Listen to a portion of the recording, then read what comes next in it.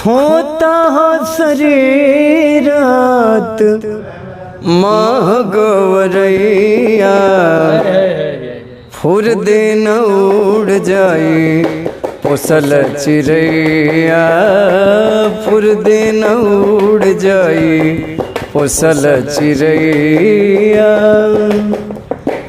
खोता शरीर खोता शरीर आत्मा गवरैया फुर दिन उड़ जाए पोसल चिड़ैया फुर दिन उड़ जाए पोसल चिड़ैया केहू न जाने करी कबले बसेरा मन करे तहिए बदल दी डेरा। जैसे सरकार ये चीज की केहू कब की भरी का हो जाए ये चीज के नहीं जाना। आज हम सब दर्शक बंधुन के बीच बानी, कल भैया रील बनी कि ना बनी एकर कौनो गारंटी नहीं है।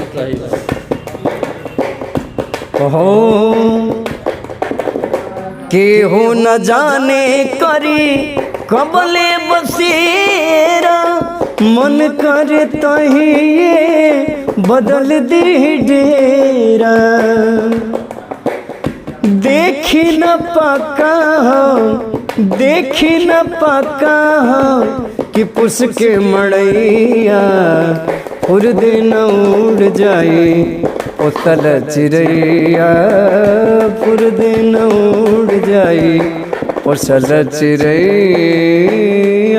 आई बाबू घर के भार हो गइल भाई से बढ़ के अपन सार हो गइल। कैसन कल जुग के पूत अरे जन्मे कपूत बैकुंठ ससुरार हो गइल। हो कैसन कल जुग के पूत अरे जन्मे कपूत बैकुंठ ससुरार हो गइल। माई बाबू घर के भार हो गइल भाई से बढ़ के अपन सार हो गइल। कैसन कल जुग के पूत अरे जन्मे कपूत बैकुंठ ससुरार हो गइल। कैसन कल जुग के पूत अरे जन्मे कपूत बैकुंठ ससुरार हो गइल।